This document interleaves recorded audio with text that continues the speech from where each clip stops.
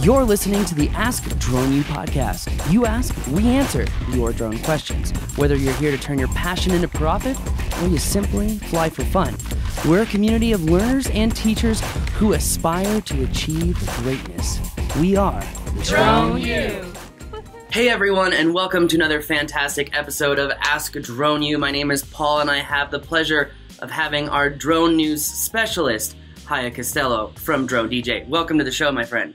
Welcome. Thank you very much. How are you today? I'm doing great, my friend. Doing very well. Very excited about all the news in the industry today. How are you? Very good. Very excited, actually. I think today's a big day with the DJI Mavic 2 and Dual that has now officially been announced by DJI. I think that's big news. Yeah, the Mavic 2 Enterprise Dual is actually, I'm glad that we almost called that last week. We called it with the thermal. You know, we talked about, look how low the thermal image is showing the Osmo Pocket, and that imager, that thermal imager had to be really small because the perspective of that image was so small as well. Yeah, and I think, this, well, in my opinion, this may actually be one of the biggest drones for DJI to announce this year. To put a thermal camera in a DJI Mavic 2, we all know it's lightweight, it's pocketable. Any fire department, police department, or first responder should be able to afford this drone. To get that in their hands in much larger numbers, I think is going to go a long way in helping to save people's life in emergency situations. So I'm very excited about this announcement today, and I think this may well be the biggest drone of the year. It could be the biggest drone of the year. But in pre-show, we were talking about, is it the Mavic 2 Enterprise Dual or the Phantom 4 RTK? Which is the bigger drone? And it begs a good question, but I'm sure a lot of firefighters and police officers out there are wondering, well, is the Mavic 2 thermal camera or the Mavic 2 Enterprise Thermal or Dual, is it going to have a large enough thermal sensor? Because there are other drones out there like the Unique H520. There's another dual thermal camera. I forget, it's some Chinese company. I forget the name of it. But a lot of people have said, those thermal sensors are not providing us with enough data. So how is the Mavic 2 Dual different? And I think the difference is because it is a dual camera and it utilizes the FLIR MSX technology. And that FLIR MSX technology, what it does is it overlays the two images. So it's using thermal and EO, which is just a digital camera, electrical optical. And what it does is it overlays those images so we get much better information in our thermal image, which I think is really going to be a huge factor for police departments and even commercial roofers. I think DJI might even disrupt their own Matrice 200 series product with the Mavic 2 Enterprise Dual. Oh yeah, I totally agree. The Matrice with the XT2 is a much more expensive package than a DJI Mavic 2 Enterprise Dual is. So to bring down the price, to also get it into a drone that's not as imposing perhaps on people as a Matrice 200 or 210 would be. This is a drone that a lot of people are probably already familiar with, now equipped with a thermal camera. I think that makes a big difference for first responders. It does make a big difference as well because they added the accessories with the dual camera, so you can have the dual thermal camera and have the spotlight and have the speaker and have that. Yeah. That is a really powerful package together, and what they're also doing is making it so much more efficient and convenient for first responders, public safety officers to actually carry around this super small drone to be able to go out and do this work. It's truly exciting. Yeah, and this is something that we weren't quite sure of last week as to how and where that thermal camera was going to be mounted on the drone. But I think by just replacing the normal zoom camera and the gimbal and putting this in place, I think is the best solution that DJI could have gone for. So I'm very excited to see what the route that they've picked. I couldn't agree more. And just to clarify for everyone listening, the specs on that camera, it's a 1/2 sensor shooting 4K 30 at 100 megabits per second. The Mavic 2 Dual Enterprise does not have any zoom on it, just to clarify, no optical zoom. And then the thermal camera is a 12 pixel pitch thermal camera. I believe it's a 160 PI sensor, but with the MSX, it's making a big difference. With that being said, what other topics are going on in the drone world today? I know there's a lot going on in Europe. What do we have going on? This started late last night at Gatwick Airport, which is one of the biggest airports in London, I think or in the UK. think only Heathrow is actually more busy than Gatwick. Late last night, one or possibly even two drones were flying near the airport and even over the runway, and as a result, effectively shutting down all the airport operations. And then around 3 a.m., not New York time, but here in Europe, they reopened the airport only for about 45 minutes. And apparently what happened is that people who were flying these drones so close and over the property of the airport had relocated and brought those drones back into the air. So as a result, they shut down all the airport operations again. I read online in one of the British newspapers that they were about to transport 110,000 people or passengers today in 7,600 different flights. Now, of course, you can imagine if you shut down the airport and you have this many flights planned for today, right ahead of the holiday season, that just causes mayhem. And the police are already involved. Now they've asked for the military to get involved as well. And as of yet, they still haven't found the drone pilots. They do know that these were not ordinary consumer drones. They were more of the industrial type. Now, that still leaves open a lot of different options. We don't know exactly what kind of drones were used. What we do know, of course, DJI recently introduced geofencing 2.0, which is a geofenced area around the airport, but it's a three-dimensional system that now also reserves space for the takeoff and landing approach zones in an airport. So most likely a regular DJI consumer drone would not even have been able to get near this airport.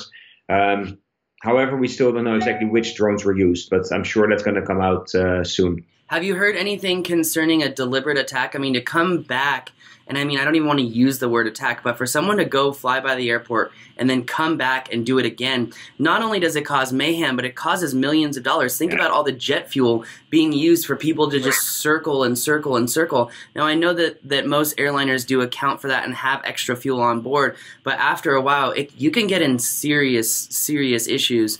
And I'm really disappointed to hear that someone is utilizing this technology, which, like fire, can be used for good or bad. But at the same time, I hope it wasn't something deliberate. I hope it was something that, some kids are just trying to test the system. I don't know what it is. Frankly, it's disappointing, and it's costing millions of dollars and potentially lives. And I think drone pilots have a responsibility to understand that even though they feel safe on the ground flying their drone, imagine how you would feel if you were in an airplane and a drone hit your plane or something happened, which I know recently there's an alleged incident down in Mexico, which we'll talk about here soon. But that being said, we have a responsibility as drone pilots, and that's why we started Drone U, which is to get the right information out to promote safety and responsibility between drone pilots. And this is a clear step back, and we need to, as a community, I feel like, try to help out in any way that we can with the operations and the public safety operations in Europe right now, and in the UK more specifically. But it's really disappointing to hear. In other drone news, talking about drones and airplanes, it looks like there was an issue this weekend with an AeroMexico flight in Tijuana. Yeah, there was actually. And it was very interesting because if you look at the damage of this, was actually a Boeing 737 passenger jet that, as it was approaching the landway or the landing zone, it was apparently hit by something. And the photos of the damage to the nose of the airplane show significant damage. There's a crash. I mean, typically if you have a bird strike with an airplane, you would see feathers, you would see blood. And in these pictures, none of that is shown. However, they also, as of yet, have not found any parts or components that would belong. So as far as we've been able to find out by reading the latest research that came out, there has not been made a determination whether this was a bird strike or, in fact, a drone strike. In the past, there has been research as well that if previously bird strikes have occurred to the cone section of an airplane, then it may still cause damage later on. I guess the cone may initially still be intact, but it may still then implode at a later point in time. However, in this case, we don't know whether this was a bird or a drone. Hopefully it's not a drone, because this would not do us any good, of course, as drone enthusiasts. But the latest word is not set on this one yet. Yeah, it's really interesting. In fact, that 737, I really want to know if it's a 737, 700, or 800, just because those planes do have some significant difference between the two. But the nose cone, from what I understand, is not that different. Another comparison that I've been seeing, Haye, is this AeroMexico flight in Tijuana and a 737 drone collision in Mozambique, Africa. And, you know, people have said, look at the comparison there, which we know is a confirmed strike, and let's look at what's going on in AeroMexico. Can we gather any information, or can we compare that one incident to the other incident? And I think the verdict is still out on that. And if I understand it correctly, I think that there will be a significantly more testing on this particular incident to see exactly what happened. So I'm interested to see exactly what turns out of the AeroMexico flight. What else do you have for us this week in drone news?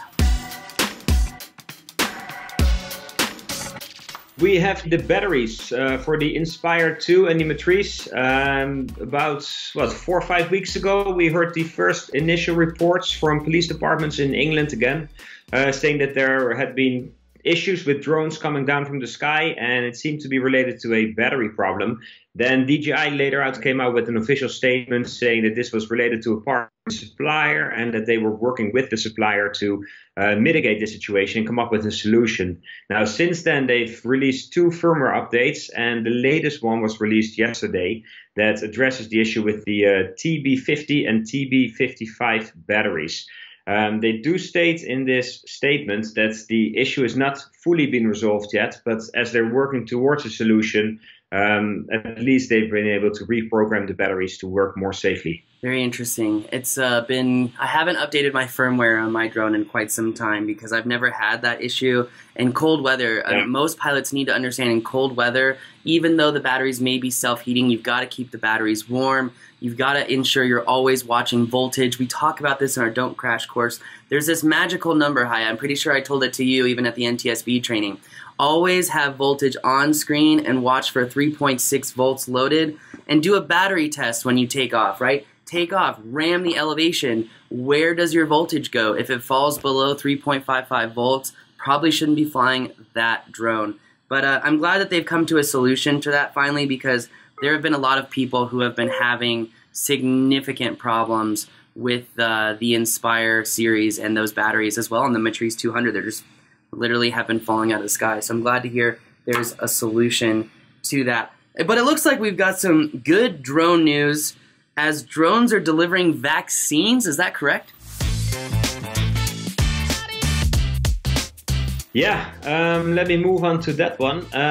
There's a group of islands, and it's very stretched out. I think it's like 83 different islands over about 1,000 miles. And this is all far out into the Pacific Ocean. It's the island group of Vanuatu. Not sure if I pronounced that correctly, probably not. But anyway, it's one of those situations where drones and be able to deliver goods with drones makes a lot of sense. Typically, they would use skiffs to move from one island to the other, but this is out into the ocean, exposed to big waves, and to be out in a small, narrow skiff is not always possible. In fact, it can actually be quite dangerous. And even when you're on an island, to get to one side to the other side, from one side to the other side, you have to get through pretty tough terrain, pretty mountainous as I understand, and also there's a lot of rainfall. So even those trips on islands can take quite a bit of time. Now, what happened here, and this was in a partnership with UNICEF, is that they started to using drones to get those vaccines delivered to the different islands and also across those islands to children. Apparently, in the age group 0 to 5, there are about 35,000 kids. And 20% of them are not getting their vaccines right now because people are just not able to get those vaccines to these kids. Like I said, trips by boat are often not possible and also too expensive. So they've turned to drones. And there's an Australian company called Swoop. They have a very interesting drone. It's able to do vertical landings and takeoffs. So first it takes off vertically, and then once it reaches the desired height, it just flies away horizontally. In African countries, Zipline has been very successful as well with making deliveries of medication and also blood transfusions. But their drones are fixed-wing drones that only can fly horizontally. So they're launched by catapults. They don't land to deliver the medication. They just drop it with a little parachute somewhere near where it needs to be delivered. The drones from Swoop seem to be quite a bit of step up because those guys actually land and they're able to land very precisely in a 6-foot radius. So this initial test, they flew, I believe, over 30 or 40 miles to get to the other island and then precision drop basically or land the vaccines for a nurse to then administer them to kids. I think that's an amazing article, and it's great to see that drones are being used for good purposes as well, especially on a day like today. It is good to know and remember that drones are being used for good. And it's also great to understand that drones are being used to help people as far as health is concerned, because obviously living in remote areas can make being healthy extremely difficult and even at times life-threatening. Oh man, it's good to hear that. What other news do we have that may be good as far as providing access to drones in maybe farming industries? That's good news too, but that's a little far away from where we live, unfortunately. DJI launched a huge agricultural drone. It's called a T16, but so far they've only released it in China, apparently. We don't quite know whether this drone and if this drone is going to make its way to the Western European countries, or let's say the countries in North America or even South America. I mean, of course, there's a lot of agriculture going on there as well. We have to do with weight limits and restrictions for large. I think in China, those rules may be a lot more flexible. This is a huge drone. It's able to take on board 16 liters. So that's more than 4 gallons worth of pesticides, or as they call it, plant protection fluids, which I think is a nice way to put it. It's a huge drone. It has a ground radar system that allows the drone to follow the terrain. So if you're in hilly terrain, let's say you have fruit trees, the drone is able to follow the terrain as it goes up and down, and also it only sprays when it's actually over the top of a tree. So this drone is able to do high precision application of these plant protection fluids. Again, we don't know if and when it's going to make its way to the US. However, to see these kind of drones being used in China is pretty amazing, I have to say. I couldn't agree more. In fact, it'd be really interesting to see how those drones would affect wine country in Napa Valley, because that terrain awareness would be really useful in a lot of those hilly areas. Yeah, another interesting thing with this one is that in one of the video clips that came with the launch of this drone, DJI advises you to use the Phantom 4 RTK drone to actually make a precision map of the area that you want to use the plant protection fluids for. Then you upload that to the T16. You have this high precision map, and then you fly that massive drone to apply the fluids, which I think is pretty high tech. It is pretty high tech. I wonder though if they could utilize something like Maps Made Easy terrain awareness, because they're actually using the geoid model from that state plane coordinate system to say, hey, this is what we think the terrain is, and that's what we're going to use to essentially follow the terrain. So they're really going precise by asking you to map it first. I wonder if you'll be able to utilize any of the GIS systems that are out there to maybe run this without mapping your farm first, because that could definitely be a task in itself. How about DJI Terra? DJI Terra, there you go. There you go. There's it's really interesting. I mean, are you saying that DJI Terra is essentially going to be the intermediary between drone mapping of the field and then other aircraft, kind of like becoming the Caterpillar autonomous system? I'm not sure. I mean, I know DJI called it during their AeroWorks convention. They said that they wanted to map the world with drones, obviously.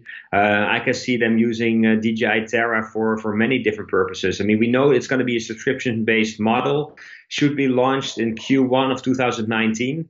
It's going to be interesting. Actually, I'm currently in the Netherlands, and the DJI Terra offices are not too far away from where I am. So hopefully I'll be able to stop by later this week and see if I can get some news on this. I look forward to you reporting back on that greatly.